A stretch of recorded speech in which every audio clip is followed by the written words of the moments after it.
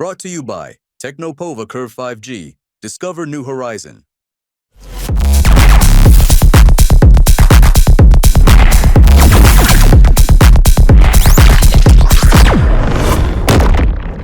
नमस्कार, आप देख रहे हैं मनी 9 और मैं हूं आपके साथ विशाल शर्मा। सोने का भाव 1 लाख के लेवल को जैसे ही टच किया था उसके बाद उसमें गिरावट देखने को मिली थी।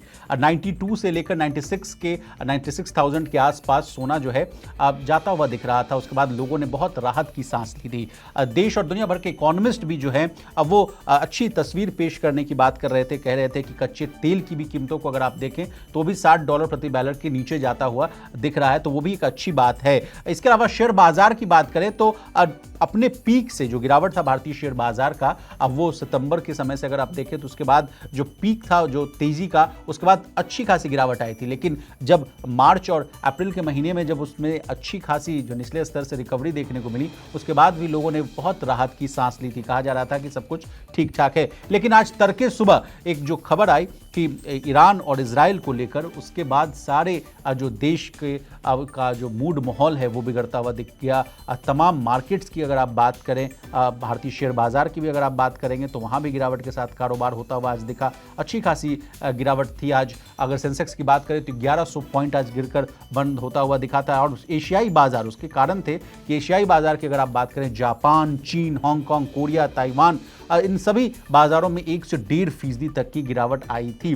अब आज की जो कहानी है वो जुड़ी हुई है क्रूड ऑयल से लेकर। जैसे ही ईरान और इजराइल वाला जो मामला आया उसके बाद कहा जा रहा है कि क्रूड ऑयल की कीमतों में बेतहाशा जो है वृद्धि देखने को मिली। अब ब्रेंट क्रूड मार्क को अगर आप देखेंगे, बेंचमार्क ब्रेंट क्रूड की मैं बात कर रहा हूं, वो 11.5% ज्यादा उछलकर $78.50 प्रति बैरल के आसपास पहुंच गया। जबकि नाइमेक्स क्रूड की मैं बात करूं तो वो 12% से ज्यादा उछलकर $77.58 के आसपास जाता हुआ दिख रहा है। और कल से आज तक की अगर बात की जाए तो इसमें $10 प्रति बैरल तक का जो है वो इजाफा देखने को मिल रहा है। इसी बीच जेपी मॉर्गन की एक रिपोर्ट आ गई है। जेपी मॉर्गन ने एक बड़ी चेतावनी दी है और वो भी किससे रिलेटेड, तो क्रूड ऑयल से रिलेटेड। जेपी मॉर्गन ने कहा है कि 75 से सीधे जो क्रूड ऑयल है वो $120 प्रति बैरल के आसपास पहुंच जाएगा। अब क्या बातें कही गई जेपी मॉर्गन की रिपोर्ट को हम लोग बहुत ही आसान भाषा में समझने की कोशिश करेंगे। लेकिन अब बाजार में जो देखिए इस तरह से हलचल है, कच्चा तेल जैसा कि मैंने आपको बताया कि उसमें अच्छा खासा उछाल देखने को मिल रहा है। अब जेपी मॉर्गन की रिपोर्ट को और हम डिकोड करने की कोशिश करेंगे। देखिए, जेपी मॉर्गन ने कहा है कि अगर हालत जो है बद से बदतर हुए तो तेल की कीमतें जो हैं $120 प्रति बैरल तक जा सकती है। इससे अमेरिकी महंगाई, यानी जो सीपीआई वाला मामला है, अमेरिकी सीपीआई वाला जो मामला, वो फिर से 5% तक पहुंच सकता है। याद कीजिए, हम लोग कई बार मनी सेंट्रल में भी इस बात को चर्चा करते रहे हैं कि अमेरिका जो है हाइपर इन्फ्लेशन से जूझ रहा है। वहां बहुत महंगाई है और उसको वो कम करने की कोशिश कर रहा है, 4% के आसपास लाने की उसकी कोशिश है, लेकिन उस लेवल तक पहुंचने में भी वो नाकाम होता हुआ दिख रहा है। और जिस तरह से अब कहा जा रहा है कि कच्चे तेल की कीमतों में जो आग लगी है उससे जो है तेल की कीमतें जो हैं उसमें आग लगेगी। उसके बाद जो है वहां अमेरिका में जो महंगाई है वो बहुत बेतहाशा बढ़ने की उम्मीद है, 5% तक पहुंच जाएगी। इसके बाद एक और अहम बात कही गई है इस रिपोर्ट में कि फेडरल रिजर्व की ब्याज दरों में जो कटौती की जो अगर योजना बनती भी है तो उस पर भी पानी फिर सकता है, यानी पूरा मूड और माहौल खराब हो सकता है। अब इस बात को भी हम लोग बहुत ही आसान भाषा में आपको समझाने की कोशिश करते हैं। देखिए, अमेरिका में इसलिए रार मचा हुआ है कि वहाँ देखिए हाइपर इन्फ्लेशन है। डोनाल्ड ट्रंप कह रहे हैं वहाँ के यूएस फेडरल रिजर्व को, वहाँ के यूएस फेडरल रिजर्व के चीफ जो हैं जेरोम पावेल साहब को, कि आप रेट कट कीजिए। उन पर कई तरह के आरोप भी लगाए गए। उनको कहा गया कि आप जो बाइडन के समय में आप जो है रेट कट किया करते थे, आप उनको मदद करते हैं, हमारे कार्यकाल में आप हमें मदद नहीं कर रहे हैं। इस वजह से वो भी बहुत खफा होते हुए दिख रहे थे। बीच में ऐसी भी खबरें आ रही थी कि कहा जा रहा था कि डोनाल्ड ट्रंप शायद जेरोम पावेल को हटा भी सकते हैं, लेकिन बाद में उन्होंने पलटवार भी किया। लेकिन अब देखिए जिस तरह से उन पर प्रेशर बनाया जा रहा था कि आप रेट कट करिए, तमाम देश जो हैं, अमेरिका की बात नहीं कर रहा हूं मैं और भी जितने भी जो इकॉनमीज है वहां उन्होंने उदाहरण दिया कि वहां रेट कट हो रहा है तो आप क्यों नहीं कर रहे हैं। लेकिन उसमें ये मूड और माहौल जो है वो खराब करता हुआ दिख सकता है। जो रिपोर्ट आई है जेपी मॉर्गन की, वो कहते हुए दिख रहे हैं कि फेडरल रिजर्व को ब्याज दर में कटौती करने में थोड़ी दिक्कत हो सकती है। लेकिन हालांकि अब रिपोर्ट में आगे चलते हैं। जेपी मॉर्गन ने फिलहाल अपने बेस केस अनुमान को बिना बदले हुए उसको बरकरार रखा है। बैंक का मानना है कि अगर जो तनाव सीमित रहता है, अगर मान लीजिए जो तो बात हुई उस केस सिनेरियो में कि अगर तनाव बढ़ता है तो $75 से $120 चला जाएगा।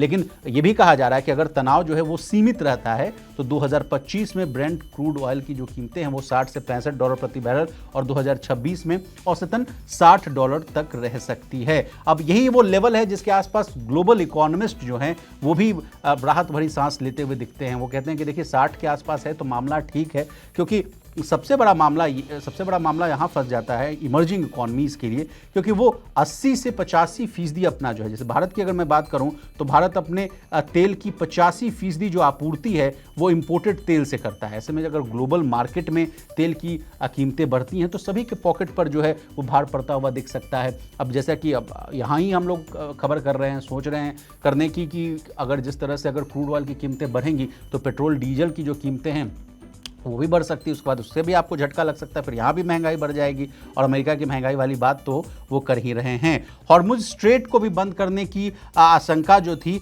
उस पर भी जेपी मॉर्गन ने जो एक रिपोर्ट जो पेश की है उसमें वो कहा है कि बैंक ये भी कहना चाहता है कि ईरान के लिए खुद की अर्थव्यवस्था को नुकसान पहुंचाना जो है वो तर्कसंगत नहीं होगा। यह है जेपी मॉर्गन का कहना। जेपी मॉर्गन कह रही है कि ईरान अपनी ही इकॉनमी को वो बर्बाद नहीं करने चाहेगा, इसलिए वो स्ट्रेट ऑफ हॉर्मुज को बंद करने की जो संभावना जो जताई जा रही थी वो काफ़ी कम है।